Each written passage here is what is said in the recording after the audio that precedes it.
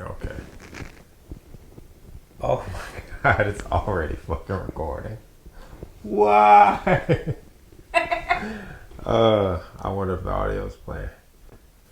Before we get into the guitar stuff and we talk about any of the chords of the song, I want to say that a big part of why I want to do this is to start a dialogue with people who aren't necessarily musicians, because we all share in music and it's such a big part of all of our lives.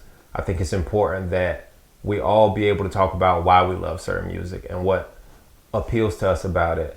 And it really is something that I'm interested in getting a lot of people's opinions on. So if you ever have any song or artist that you want to talk about in particular or you want to analyze, just let me know and then we can make it happen.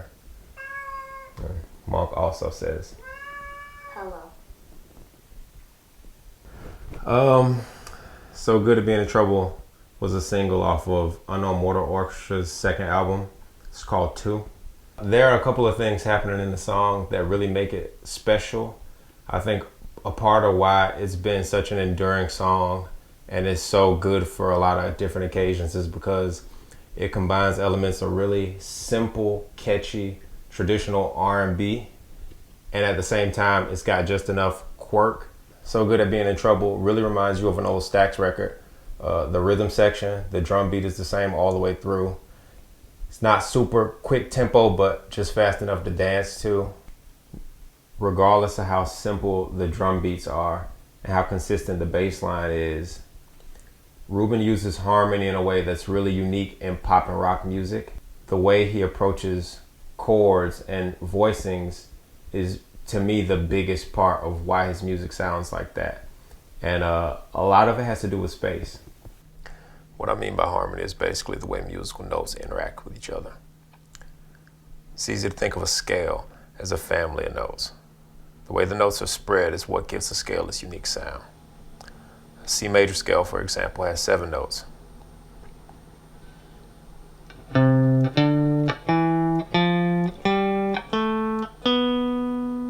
it just starts over.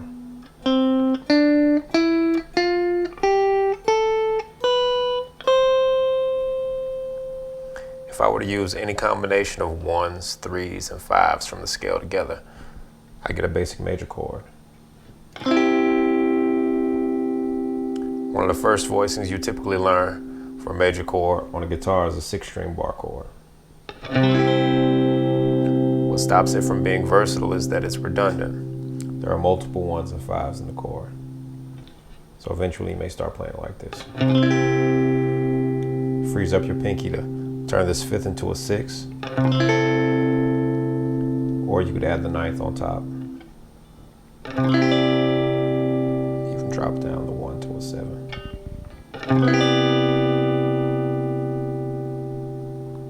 Ruban takes this a step further by removing more notes and spreading the intervals further apart.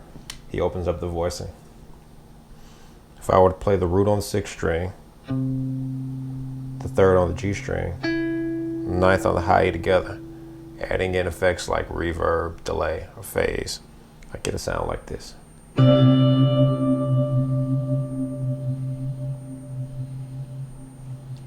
Lesson.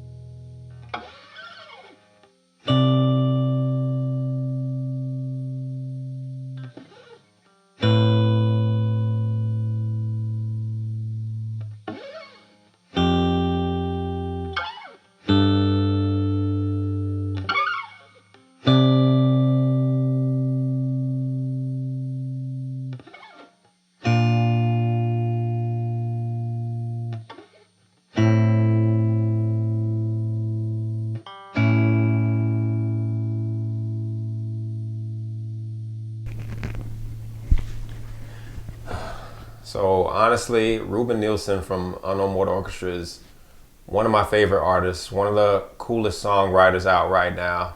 There's a very short list of people who I feel really are contributing to rock and roll in a way that hasn't been done before and keeping the spirit of it alive, and he's absolutely one of them.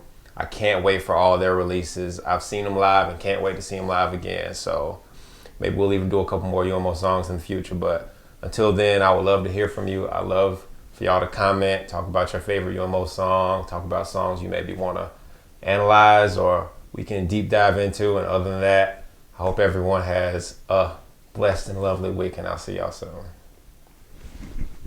This shit sounds so bright.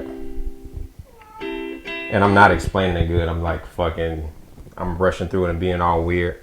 This is not how I would talk if I was just talking to you. Yeah, no, it's clever. Like, Ruban is very clever. He's one of the only artists recently that I find myself listening to and almost being jealous at how clever and diverse his ideas are.